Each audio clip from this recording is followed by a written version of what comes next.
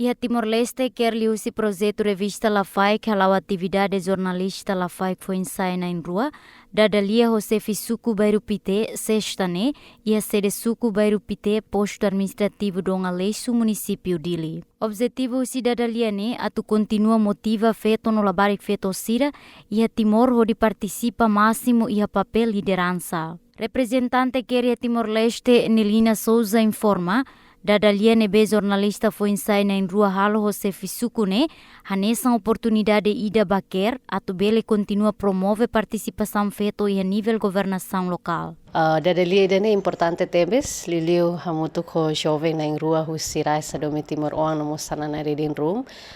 Itakarak atu continua promove feto sira ninya lian, liliu feto sira husi governação local. Também makohing ita dadalia hamutu ko Fisuku Bairupite.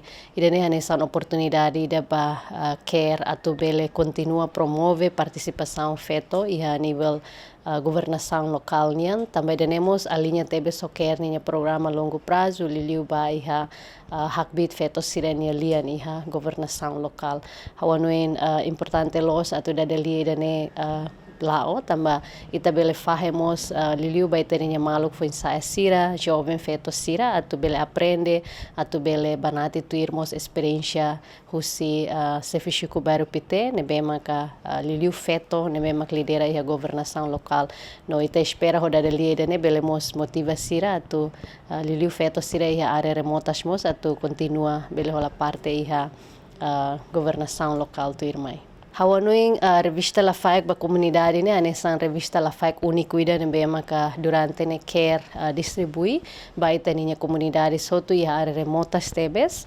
No revista ida ne ajuda tebes itaninya inan aman sira atu bele aprende kona ba assunto sira liga ho social, econômico, participação política no sira seluktan. Se Fisuku Bairupite Joaninha Alves Soares considera que ernia programa sira hanesan passo importante onde promove feto sira.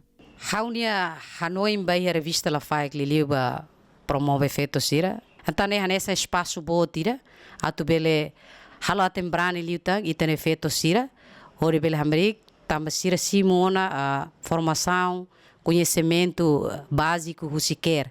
Nebe ba feto maluk sira, ita bot ser contribuição ba iha economia, contribuição ba iha a desenvolvimento, contribuição para a educação, né, papel importante los. Jornalista Lafai foi ensaio em rua moça, tu agradece baqueria Timor-Leste, também esse projeto Lafai bele foi oportunidade onde bele dadalia José Fisuku, onde tem experiência na lidera e a governação local. Primeiro, orgulho tebes também bele dadalia hoje na Fisuku e fatin dene.